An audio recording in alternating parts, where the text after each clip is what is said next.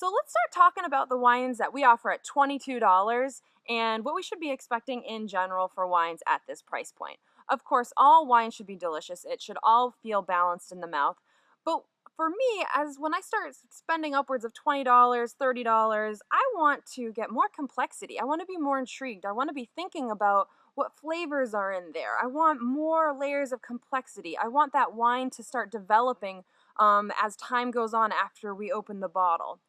So the two wines that we have here, like I mentioned, this is the $22 price point, and we have a red and a white. The first is Cayucas Verderon. This is a white wine from Luis in the Rioja. And what makes this wine special is it was fermented in the oak barrels. So what does that actually do? Well, when white wine spends time in an oak barrel, it turns the malic acids into lactic acids. So think citrus into cream. The Sauvignon Blanc has no oak most of the time, and so you're getting that lemon and grapefruit. And then you might think of a buttered Chardonnay where you're getting that buttery, oaky taste. Now, the interesting thing about other wines, other white wines that go into oak, they end up getting that creamy sensation, except not really butter like like the flavors of Chardonnay. So I have a good friend, she doesn't like buttered Chardonnay, but she actually really enjoys this wine because it's smooth, but it's still refreshing. You get white fruit, and it's really nice. Now, warning, don't serve this wine too cold. If you pop it out of the fridge, it's going to seem flat because if it's too cold, those flavors stay in.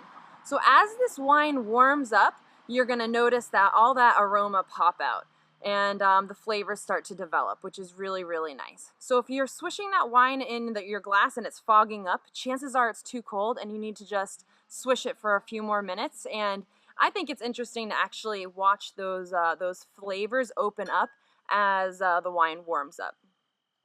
So the second wine I'm going to show you that we offer at $22, it's called Rufia, which is similar to our word ruffian, which is sort of a troublemaker. And you might be able to see on this label, we've got a picture of a little troublemaker.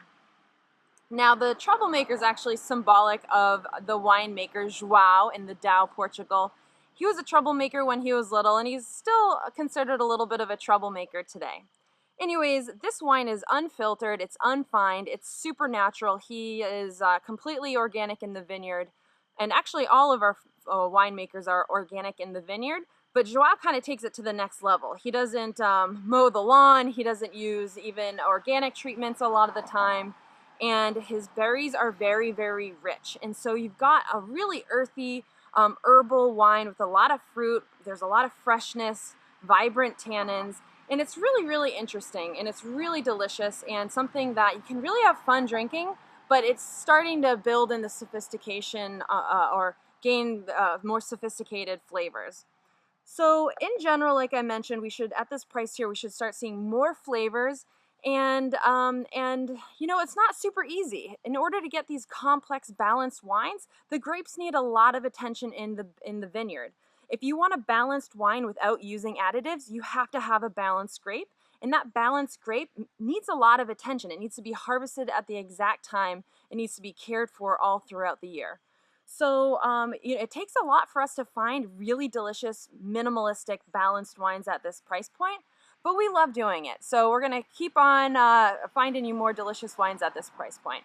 If you get to try these, I really hope you enjoy.